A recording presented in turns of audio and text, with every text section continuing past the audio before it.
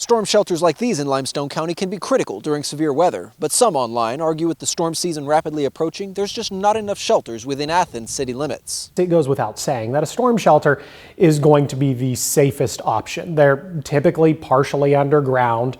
If they're not partially underground, it's a lot of reinforced brick and steel, or it's a completely reinforced steel building. That's why the Limestone County Emergency Management Agency and the City of Athens have been trying to build 2 new storm shelters, one in the city and one in the eastern part of the county. But several problems have delayed the shelters for almost 10 years, including changes in federal grant guidelines, the COVID-19 pandemic, and issues with the cost of a new shelter. They're currently pursuing grant funding to get those storm shelters up, but both projects have to meet strict regulations and are subject to approval from FEMA. In addition, the majority of the cost would have to come from storm mitigation funding, which the county EMA can only receive after a statewide disaster takes place. The last time they got enough mitigation funding to build new shelters was back in 2011, after several major tornadoes ripped through Alabama. It's just a long process. Normally, if we have a disaster like we did in 2011, there's mitigation funds that are attached to that disaster. That's how we built several storm shelters back then. The funds are more or less from funds that are not used.